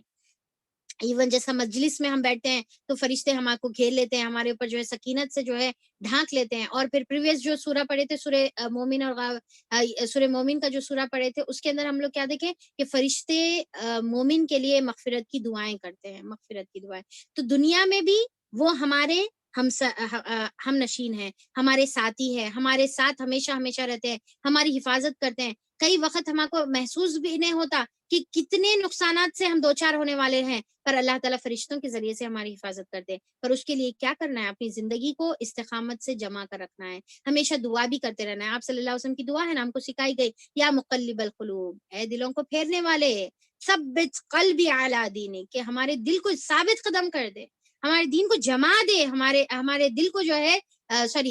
ہمارے دل کو دین پر جما دے. تو ہم اس کی جو ہے مسلسل ہم کو دعا کرنا ہے. دیکھیں آپ صلی اللہ علیہ وسلم اس کی اگر دعا کرتے تھے تو ہم کو اس کی کتنی دعا کرنا ہے. یا مقلب القلوب، ہمیشہ یہ دعا آپ صلی اللہ علیہ وسلم کی روایت میں آتا ہے، آپ صلی اللہ علیہ وسلم کے متعلق کہ آپ کثرت سے یہ دعا کرتے تھے کہ اللہ تعالیٰ مجھے دین پر جما دے، دلوں کے پھیرنے والے مجھے دین پر ثابت قدم کر دے، جما دے میرے کو دین پر. تو یہ دعا ہم کو کرنے کا ہے. تو دنیا میں بھی فرشتے اور مرتے وقت بھی فرشتے اور بشارتوں کے ساتھ، یعنی کہ ہم کو جب ہم دیکھیے کہ اگر ہم دین پر قائم ہے نا تو موت سے پھر ہمارے کو ڈرنے کی ضرورت نہیں ہے، موت کی پھر فکر کرنے کی ضرورت نہیں کہ میں اکیلی رہوں گی تو کیا ہوں گی. جیسا اکثر لوگ بولتے ہیں نا، جیسا جو ہے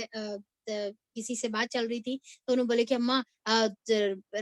خبر کی پہلی رات، ٹھیک ہے، خبر کی پہلی رات کیا معاملہ ہوتا، یا پھر جو ہے اندھیرا ہو جائے گا تو کیا معاملہ. دیکھیے خبر میں جب ہم چلے جاتے اور 6 فیٹ نیچے ہمارے کو خبر میں ڈال کر اس کے اوپر مٹی ڈال دیا جاتا، اس کے اوپر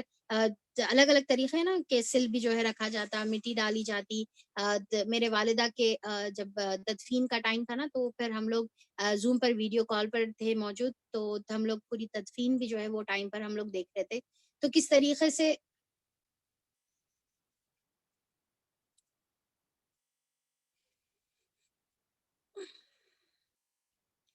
اتنی نیچے جو ہے انسان کو دفن کر دیا جاتا کہ وہاں پر اندھیرا کیا، وہاں پر اجالا کیا، وہاں پر محفل کیا، وہاں پر قبرستان کیا، وہاں پر تنہائی کیا، کچھ بھی وہاں پر جو ہے انسان، یعنی کہ امیجن کریے کہ کوئی فرق ہی نہیں پڑنے والا ہے اس کو. اگر اوپر 100 لوگ بھی بیٹھے ہوئے رہیں گے تو وہ 6 فیٹ نیچے جو انسان دفن ہے اس کو اوپر 10 لوگ ہیں یا 100 لوگ ہیں، اس کو کیا فرق پڑے گا؟ اندھیرا ہے یا اجالا ہے، کیا فرق پڑے گا؟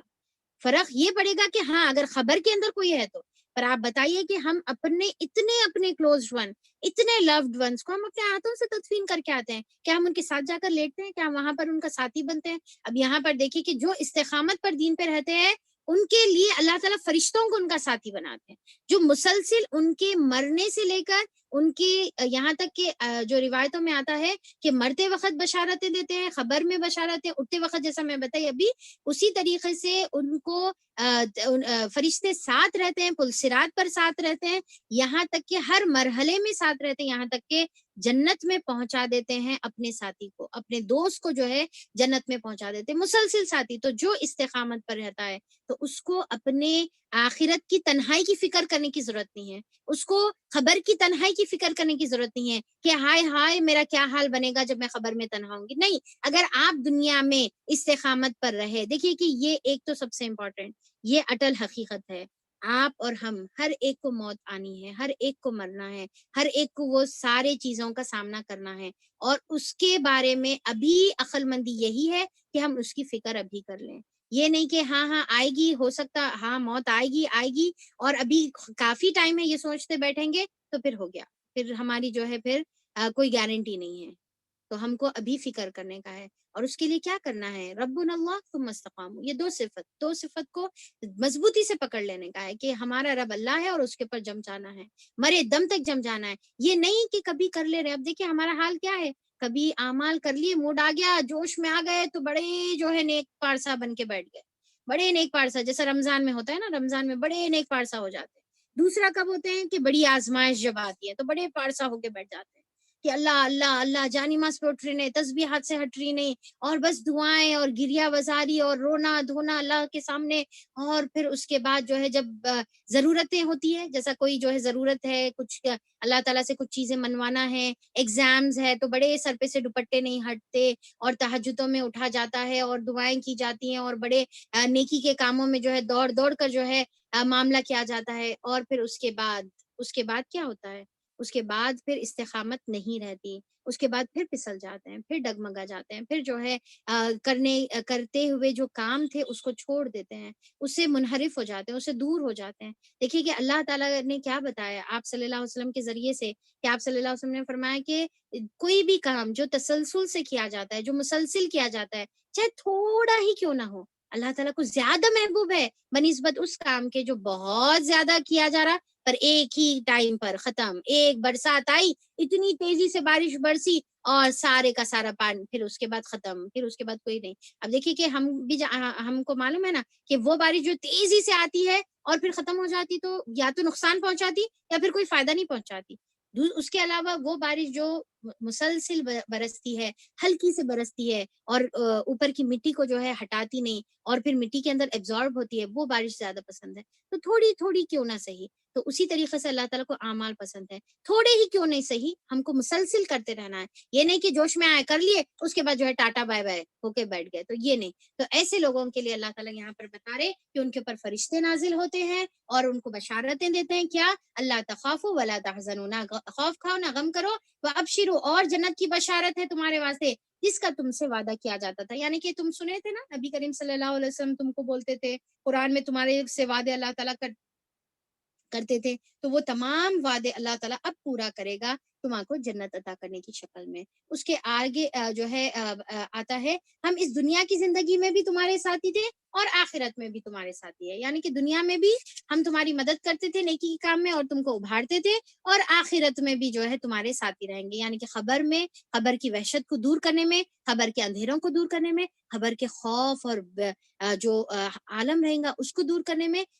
ہم تمہارے جو ہے ساتھی رہیں گے، اور تمہارا ساتھ ہم بالکل نہیں چھوڑیں گے۔ وہاں جو کچھ تم چاہو گے تمہیں ملے گا۔ کیا بتایا جا رہا؟ وَلَكُمْ فِيهَا مَا تَشْتَهِي، جو کچھ تم چاہو گے وہاں ملے گا، اور ہر چیز جس کی تم تمنا کرو گے وہ تمہاری ہوگی۔ یعنی کہ جو تمہارا دل بولے گا وہ تمہاری ہوگی۔ سامان ضیافت نزلاً، سامان ضیافت یعنی کہ پہلی مہمان نوازی کے طور پر، کس کی طرف سے؟ غفور الرحیم کے طور پر۔ یعنی کہ وہاں پر جنت میں ہر وہ چیز ملے گی جو انسان تمنا کرے گا، جو انسان چاہے گا، جو انسان پسند کرے گا۔ تو اس کے واسطے کیا کرنا ہے؟ اگر ایک انسان دنیا میں رب پسند زندگی گزارے گا تو آخرت میں اس کو من پسند زندگی ملے گی، اور جو انسان دنیا میں من پسند زندگی گزارے گا تو آخرت میں اس کو جو ہے تباہی اور بربادی کے علاوہ کچھ نہیں ملے گا، اس کو تباہی اور بربادی کے علاوہ کچھ نہیں۔ تو دنیا میں رب پسند زندگی گزاریں گے تو آخرت میں فلاح ہے، اور آخرت میں اللہ تعالیٰ 2 صفت استعمال کرے، غفور اور رحیم۔ یعنی کہ اللہ تعالیٰ ڈیفینیٹلی ایک انسان ہونے کے ناطے ربنا اللہ بولنے کے باوجود بھی، ثم استقاموا کے باوجود بھی، استقامت پہ جم کے رہنے کے باوجود بھی انسان ہے، غلطی ہوتے رہے گی، پھسلتے رہے گا، وہ گناہ ہوتے رہیں گے، نیکی میں کمی ہوتے رہے گی۔ تو اللہ تعالیٰ بولیں گے کہ جو نادانستگی سے یا پھر جو غلطی جو تم کر لیے اور پھر اس کے بعد ندامت سے تم پلٹ آئے، تو اللہ تعالیٰ اس کو معاف کرنے والا ہے، اس کو ستر کرنے والا ہے، اس کی پردہ پوشی کرنے والا ہے، اس کو چھپا دینے والا ہے، اور اللہ تعالیٰ بہت رحم کرنے والا ہے، مہربان ہے اللہ تعالیٰ، جس رحمت کی بنا پر تمہارے گناہوں کو بھی معاف کر دے گا اور تمہاری نیکیوں کی وہ قدر بھی کرے گا۔ تو انشاءاللہ پھر اس کے آگے جو ہمارا آیت نمبر 33 سے 36 والا جو حصہ ہے وہ بھی بہت امپورٹنٹ ہے، وہ بھی انشاءاللہ ہم لوگ کمپلیٹ کریں گے کل، اور پھر انشاءاللہ ہم لوگ کوشش کریں گے کہ کل ہم یہ سورے کو مکمل کر لیں۔ تو اللہ تعالیٰ سے دعا ہے کہ اللہ تعالیٰ ہم کو توفیق عطا فرمائے، کہ اللہ تعالیٰ ہم یہ کہنے والے بنے کہ اللہ تعالیٰ تو ہمارا رب ہے، اور اللہ تعالیٰ تو ہم کو توفیق عطا فرما کہ ہم استقامت سے اپنی زندگی گزاریں، استقامت سے دین پر جمے رہیں، استقامت سے توحید پر جمے رہیں، اور اللہ تعالیٰ تیری تمام قسم کے جو شرک ہے اس سے ہم اپنے آپ کو محفوظ رکھیں، اور عبادتوں میں ہمیشہ ثابت قدم رہے۔ یا مقلب القلوب، یا مقلب القلوب ثبت قلبی علی دینک، یا مقلب القلوب ثبت قلبی علی دینک، ربنا لا تزغ قلوبنا بعد اذ هديتنا وهب لنا من لدنك رحمة انك انت الوهاب۔ یا رب العالمین ہم کو توفیق عطا فرما کہ ہم ہمیشگی کی عبادت کرنے والے بنے، اور اللہ تعالیٰ تو ہم کو مرتے وقت اسی طریقے سے جس کا تو نے یہاں پر ذکر کیا ہے، فرشتوں کے ذریعے سے ہم کو بشارتیں سنا، اور اللہ تعالیٰ بے شک ہم کو خبر کے تصور سے ہمارا دل کانپ جاتا ہے، اللہ تعالیٰ وہ وحشت ہماری خبروں کی جو وحشت ہے اس کو دور فرما دے۔ اللہ تعالیٰ تو ہم کو یہ فرشتوں کو اللہ تعالیٰ تو ہمارا ساتھی بنا، ہمارے مرتے وقت ساتھی بنا، ہمارے خبر میں ساتھی بنا، اور ہمارے حشر میں اللہ تعالیٰ تو ہمارا ساتھی بنا۔ یا الہ العالمین، خبر کے عذاب سے، خبر کی تنگی سے، خبر کے اندھیروں سے، خبر کی وحشت سے اللہ تعالیٰ تو ہماری حفاظت فرما دے۔ یا اللہ تعالیٰ تو ہم کو دین پر عمل کرنے والا اور دین پر قائم رہنے والا بنا دے۔ یا الہ العالمین، جس کا تو نے قرآن کے اندر ہم سے وعدہ کیا ہے، جو جنت کا تو نے ہم سے وعدہ کیا ہے، اللہ تعالیٰ تو ہم کو عطا فرما، اور اس کے حصول کے لیے جو اعمال کرنے کی ضرورت ہے اللہ تعالیٰ وہ کرنے کی توفیق عطا فرما دے۔ یا الہ العالمین، ہم کو رب پسند زندگی گزارنے کی توفیق عطا فرما دے۔ یا الہ العالمین، تو نے قرآن کو بے شک ہماری ہدایت کے لیے نازل فرمایا ہے، اللہ تعالیٰ تو ہم کو اس کے سننے والا بنا، اس کو دوسروں تک پہنچانے والا بنا۔ اللہ تعالیٰ جو باطل قوتیں اس کی سیکھنے سکھانے میں اور اس کو دوسروں تک پہنچانے میں جو رکاوٹیں ڈال رہی ہے، اللہ تعالیٰ وہ رکاوٹوں سے ہماری تو حفاظت فرما، اور اللہ تعالیٰ اس کے باوجود بھی ہم کو دوسروں تک یہ دین پہنچانے کی توفیق عطا فرما۔ اللہ تعالیٰ جتنے اعداء اللہ کی جو صفات ہے اور ان کا جو خطرناک انجام تو نے جس کا ذکر کیا، اللہ تعالیٰ اس سے ہم تیری حفاظت طلب کرتے ہیں۔ اللہ تعالیٰ ویسے صفات ہمارے اندر پیدا ہونے سے اللہ تعالیٰ تو بچا لے۔ اللہ تعالیٰ ہم کو ایسے قرین سے اللہ تعالیٰ ہماری حفاظت فرما، چاہے وہ جن میں سے ہو چاہے وہ انسانوں میں سے ہو، جو ہم کو دنیا میں گمراہی میں مبتلا کر دے اور جو ہماری آخرت میں ہلاکت کا سبب بنے۔ یا الہ العالمین، ہم تجھ سے دعا کرتے ہیں کہ قوم عاد اور قوم سمود کی طرح جو اعمال ہے وہ اعمال کرنے سے بچا لے، اور ان کی طرح جس طریقے سے ان کو تو نے ہلاک کیا ہے اللہ تعالیٰ ویسی ہلاکت سے ہم تیری پناہ چاہتے ہیں۔ دنیا کی بھی آزمائشوں اور ہلاکت سے اور عذابت سے، اور آخرت کے بھی عذابت سے اللہ تعالیٰ ہم تیری پناہ چاہتے ہیں۔ یا الہ العالمین، ہم کو تیری رضا والی زندگی گزارنے والا بنا دے۔ اللہ تعالیٰ ہماری زندگی کا مقصد تیرے رضا کا حصول بنا دے۔ اللہ تعالیٰ جو بھی ہم عبادتیں اور اعمال کر رہے ہیں اللہ تعالیٰ تو اس کو اپنے فضل سے اور اپنی رحمتوں سے اس کو قبول فرما دے، اور جو بھی ہمارے گناہ ہیں اللہ تعالیٰ تو بے شک بہت غفور و رحیم ہے، اللہ تعالیٰ تو ہمارے گناہوں کی مغفرت کر دے، دنیا میں بھی اس کی پردہ پوشی فرما دے اور آخرت میں بھی اس کی پردہ پوشی فرما دے۔ آمین ثم آمین، وآخر الدعوانا ان الحمد للہ رب العالمین۔ رب ارحمہما کما ربیانی صغیرا، ربنا اغفر لی ولوالدی وللمؤمنین یوم یقوم الحساب، یا مقلب القلوب ثبت قلبی علی دینک، سبحانک اللہم وبحمدک، نشہد ان لا الہ الا انت، نستغفرک ونتوب الیک، سبحانک اللہم وبحمدک، نشہد ان لا الہ الا انت، نستغفرک ونتوب الیک،